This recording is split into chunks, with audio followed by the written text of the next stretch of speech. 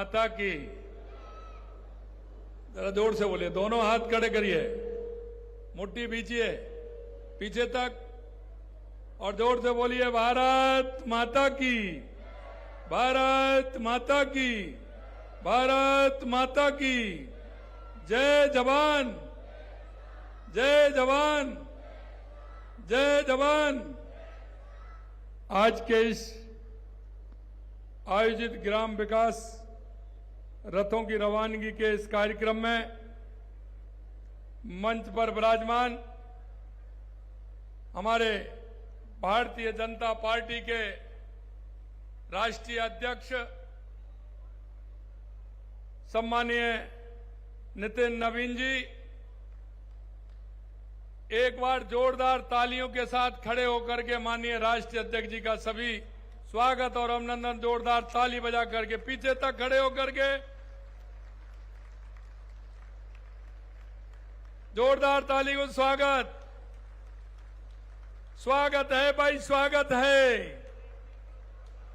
नवीन जी का स्वागत है, स्वागत है भाई, स्वागत है।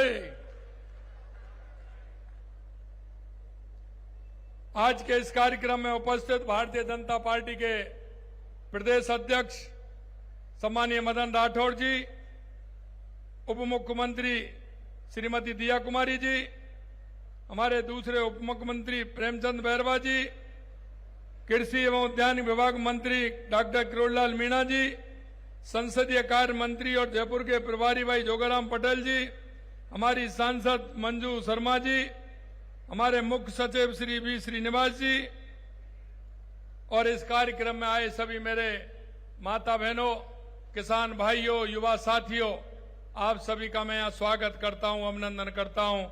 आप सभी को मैं प्रणाम करता हूँ।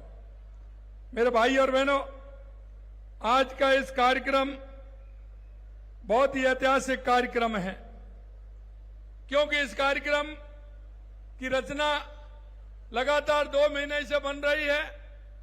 हमारे ग्राम विकास के काम लगातार चल रहे हैं। 19 मार्च को हमने विकसित वार्ड और विकसित ग्राम की रचना बनाई थी।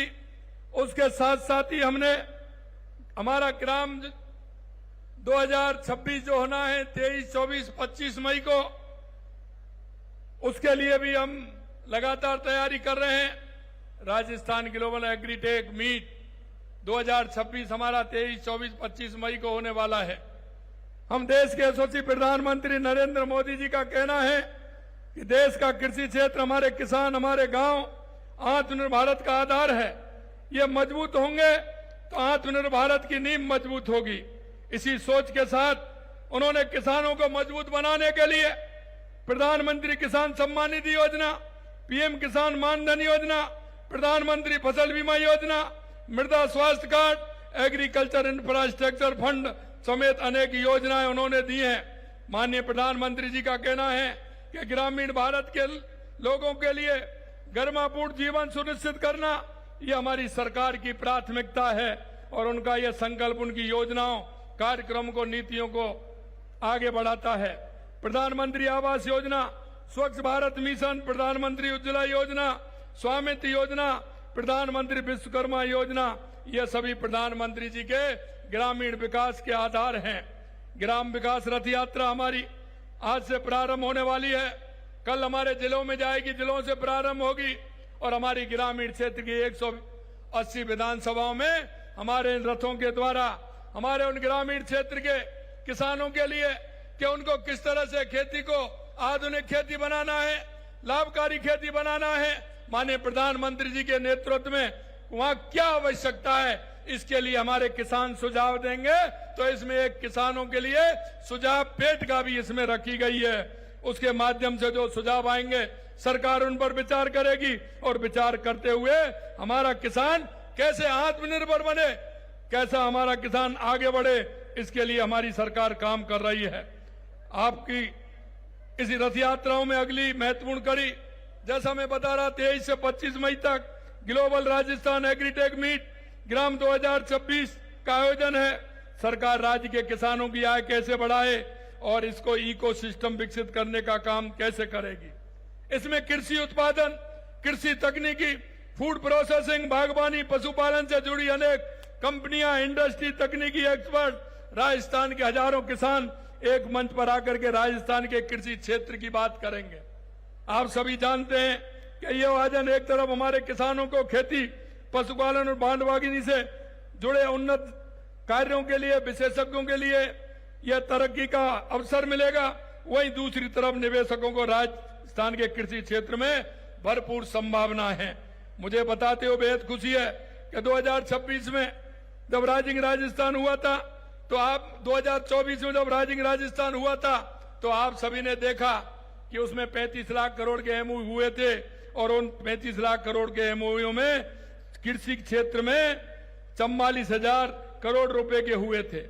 और आज उसमें अगर हम बात करें तो 9 लाख करोड़ रुपए के काम जमीन पर उतर गए और कृषि क्षेत्र में 10,000 करोड़ रुपए के काम लगभग जमीन पर आ गए हैं। मेरे भाई और बहनों, ग्राम उत्थान शिविर और ग्राम विकास अभियान जो हमारे चल रहे हैं उनका आधार है, माननीय प्रधानमंत्री जी कहते हैं कि हमारा गांव और हमारी पंचायत विकसित होगी तो हमारा राज्य विकसित होगा, हमारा राष्ट्र विकसित होगा। उसी के आधार पर उस पंचायत को क्या क्या रोड मैप बनेगा, क्या क्या आवश्यकता है उस गांव के लिए, क्या क्या आवश्यकता है निकाय के उस बाढ़ के लिए, हमारी सरकार उसको बनाते हुए उस पर काम करेगी। उसके लिए 2 महीने का यह अभियान है और 20 मई को इसकी लास्ट मीटिंग होकर के उसमें जितने काम आएंगे उनका एक रोड मैप बनाएंगे और रोड मैप के आधार पर हमारी सरकार काम करेगी। आपने देखा है कृषि के लिए लगातार हमारी सरकार ने 2 साल में काम किया है। किसान सम्मान निधि को 6,000 से बढ़ाकर 9,000 किया, 2,18,000 कृषि के कनेक्शन दिए, किसानों को बिजली बिल में 53,000 करोड़ रुपए तक अनुदान दिया और हमने कहा था किसान को दिन में बिजली देंगे।